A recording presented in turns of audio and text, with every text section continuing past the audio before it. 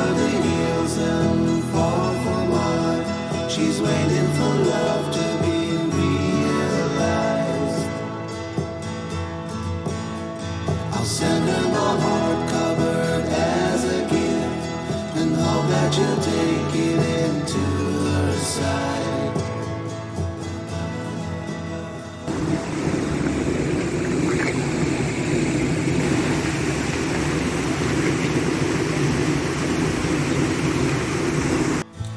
Hello there, Dale here again. This episode of Whanganui will be all about our city centre and what our history has to say about it. You may know by now that Whanganui is steeped in history, as it was one of the first settlements to be established in New Zealand back in the 1800s. So I'll start here at the centre of town at Majestic Square, where a lot of gatherings and performances are often held.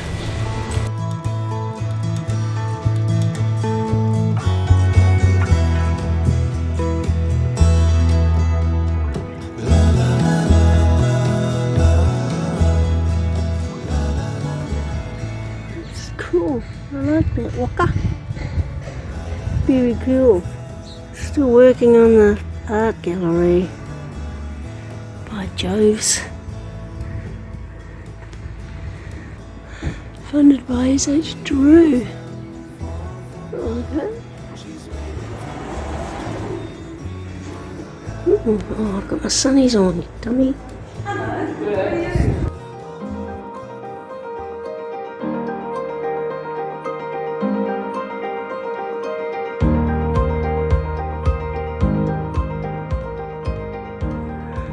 Just came up these stairs.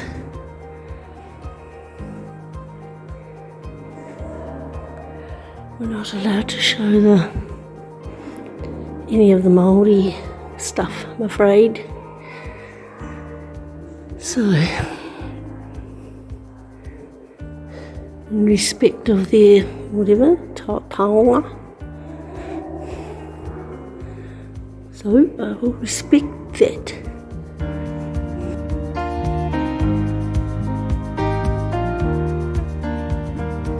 Oh, there's the what fountain. Where I'll be. It's the original spot today. Bush moa, smallest, mantle, coastal, and the biggest North Island giant moa. In 1936, moa bones were collected from a farm at Makirikiri. It's just out of Whanganui.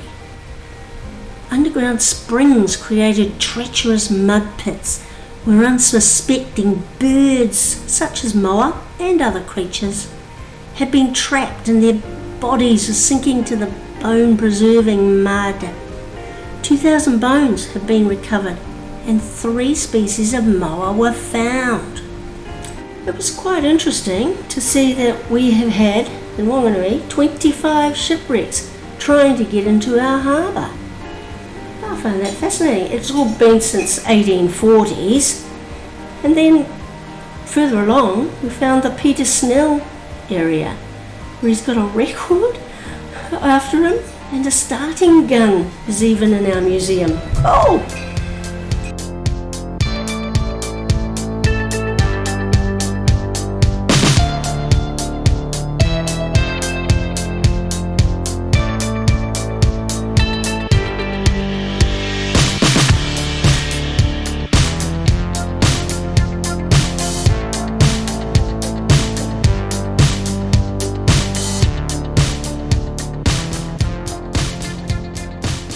In 2006, a lotteries grant made it possible for restoration to begin on the cannon, or gun they're calling it. In 2010, the gun fired again on the steps of the War Memorial Centre. The War Memorial Hall, or Centre, was built in 1960.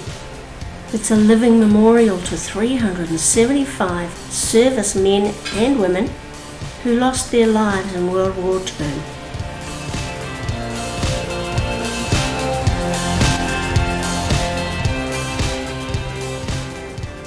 Bit of information. Whanganui used to be called Petre, P-E-T-R-E, after a company director, Lord Petre.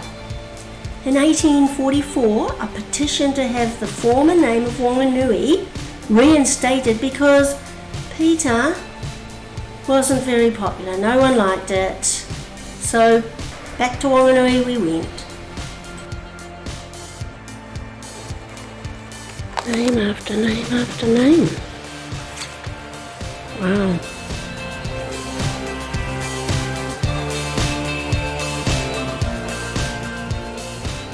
The Pukinamu Queen's Park Reserve area holds our libraries, our art gallery and the cenotaph, which is a memorial to the World War I fallen soldiers.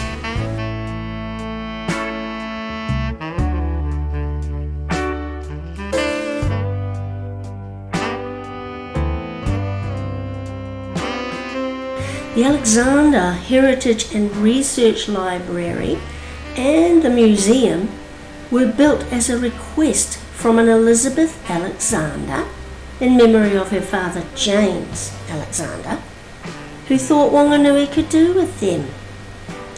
And the Alexander Library holds all of Whanganui's history in the way of books, newspapers, photographs and pamphlets.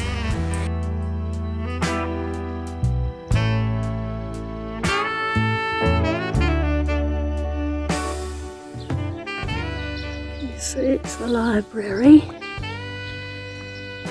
and there's the St Mary's Church, and the Alexandra Library, and under construction is the art gallery.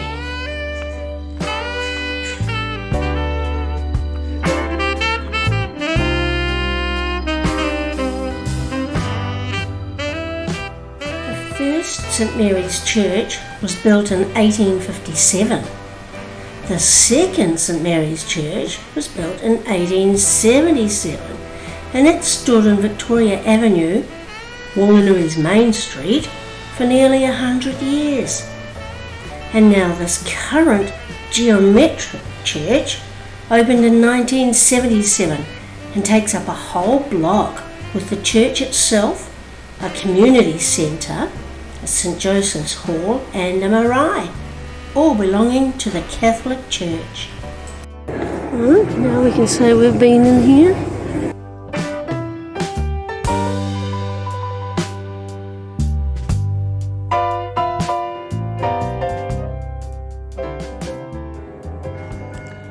It's a lion up there. It's too sunny. Carillion's gone, I see. Whatever.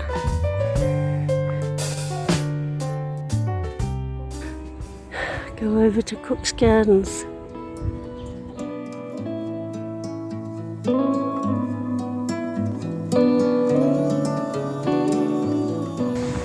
Majestic Square.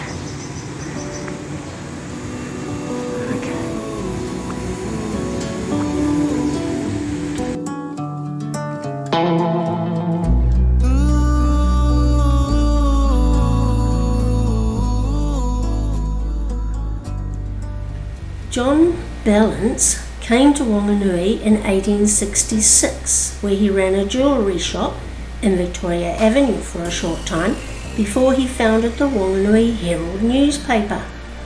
He became Premier of New Zealand in 1890, but died in 1893 and is buried in the Old Town Cemetery.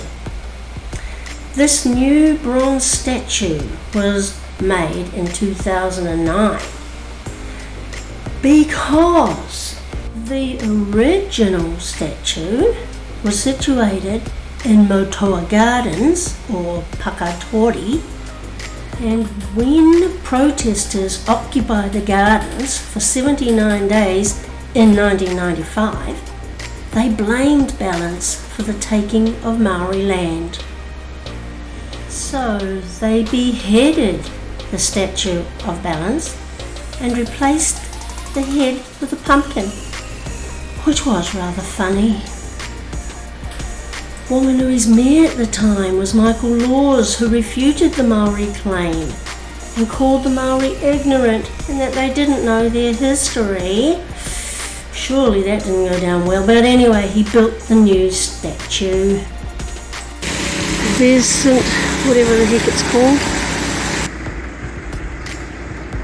St. Paul's Presbyterian, there we go.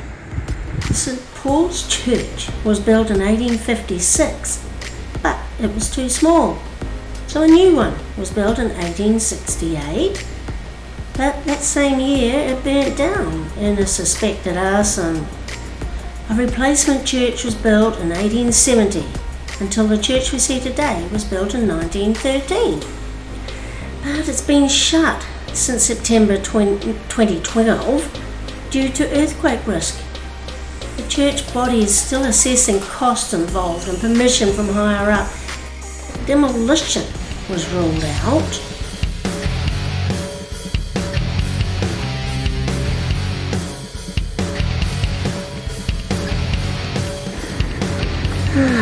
Here we go.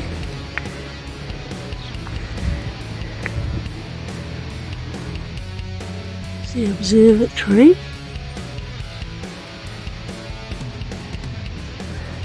There's Peter.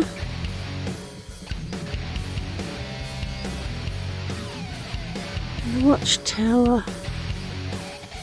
Cook's Gardens, most famous as the venue where Peter Snell broke Herb Elliott's world mile record on a grass track back then in 1962, covering the distance in 3 minutes 54.4 seconds.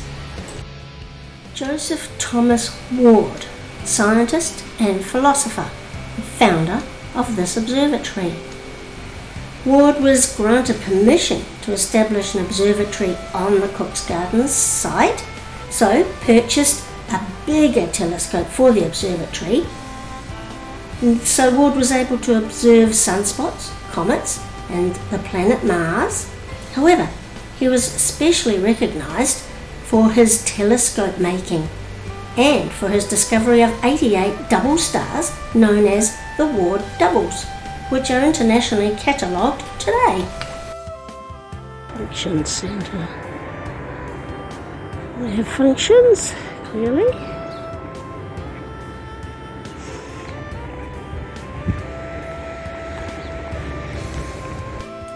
This is a memorial to the South African War, commemorating the dead from Whanganui. It's also about the coronation of King Edward VII, unveiling in December 1906, and the Premier Richard Seddon, who died in 1906.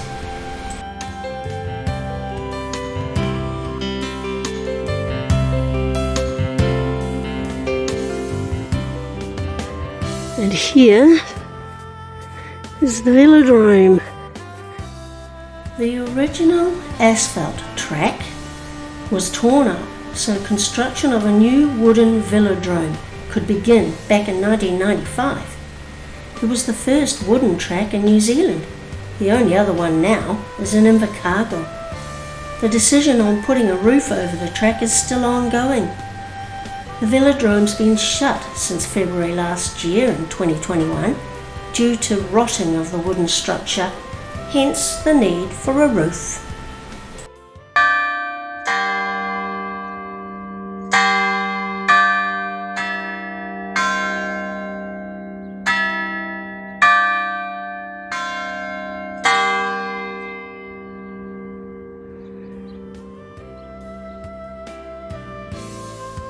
The watchtower was built in 1891 on York Hill in Cook's Gardens. It is a Category 1 historic place, as it is the only surviving example in New Zealand. Fire watchtowers were built for the fire brigade to watch for fires in the days of slower communication. They were manned around the clock. Today, its use is to inform us of the time as it chimes every quarter hour.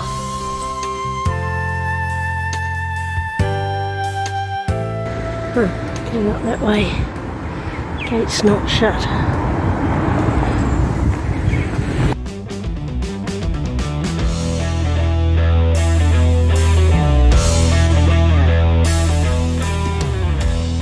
busy Sunday. There's the Majestic Square.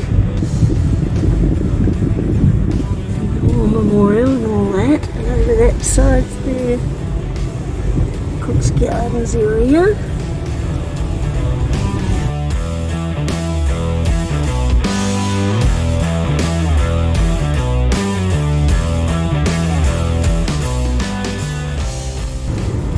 Corner of Victoria Ave and Ridgeway Streets. Lovely. And there's that, whatever that plant was. Okay, and then we go on to the town bridge up here. Old Embassy Theatre.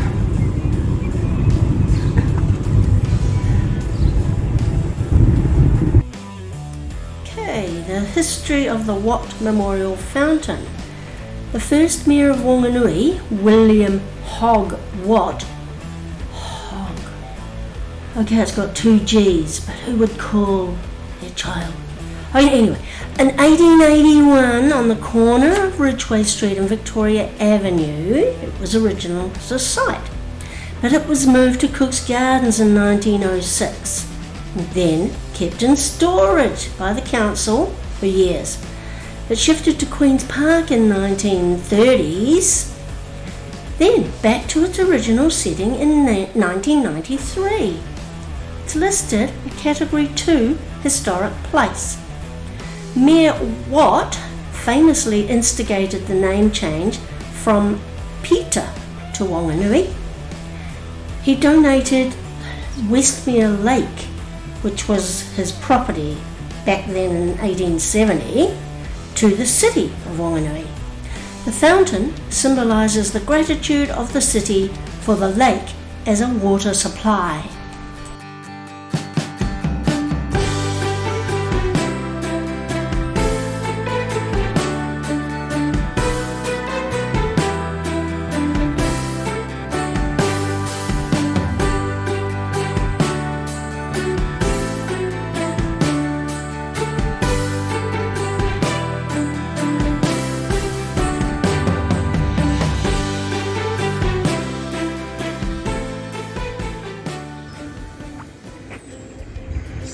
Fountain.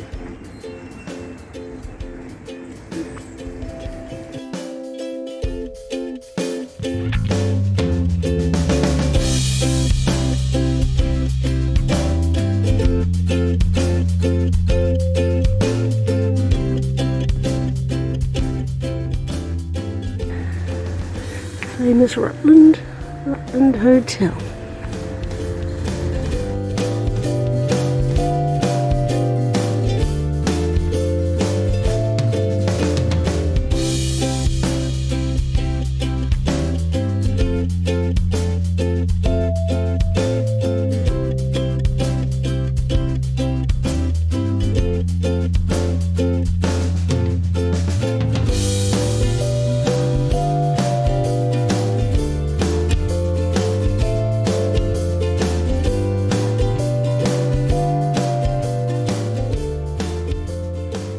Whanganui's cemetery circuit was cancelled for the first time in 70 years because of the pandemic in 2021.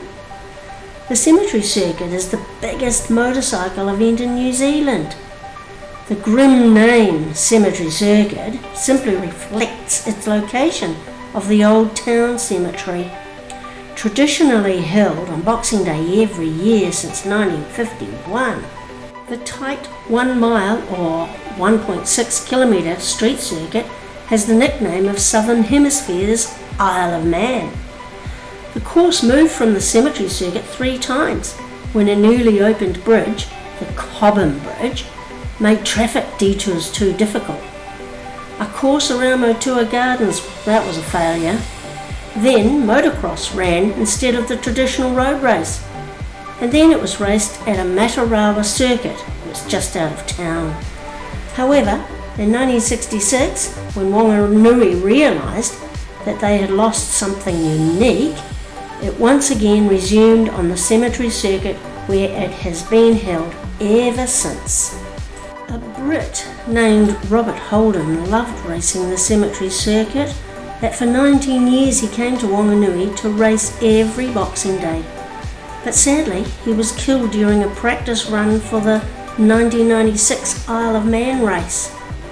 So, at that year's Boxing Day races, his ashes were laid to rest on his favourite track, and the course now has a Robert Holden corner and a Robert Holden trophy.